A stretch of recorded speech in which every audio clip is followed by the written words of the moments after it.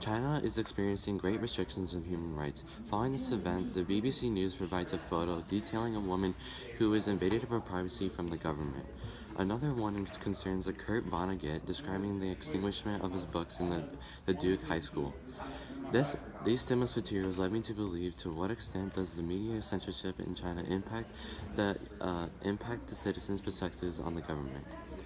Liu Xiaobo is a man who wrote about the Chinese government and explaining how they put policies into China regarding censorship of media. Clark describes how Liu Xiaobo has a great drive in supporting this, not supporting, but going against the Chinese government. He wants to change the Chinese government and its policies to give rights to all the citizens in China.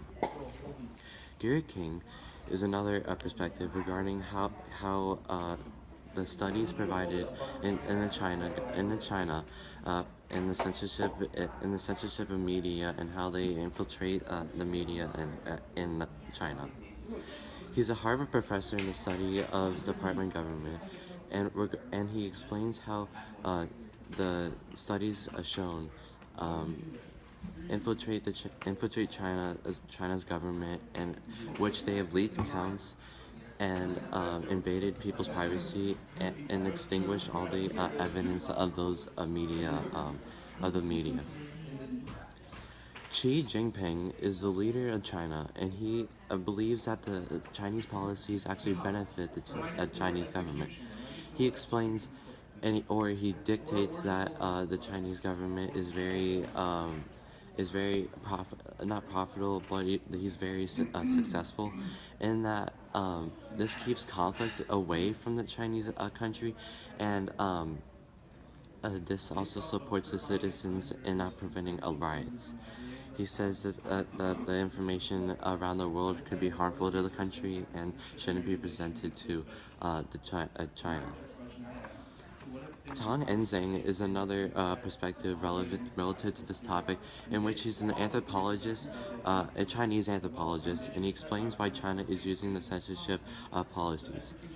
He says China's social development is very weary, and that because of their unsocial development, that that China is unable to communicate with other countries regarding any policies. This sets this means that China it can be is not really sociable to other countries, and that and that they will fall like the China country will actually deteriorate regarding this topic because they're not even talking to other countries to communicate with them, so they can't spread ideas and overcome tasks. If China were to come to a decision regarding this topic, it would be of destroying all the policies provided in the country.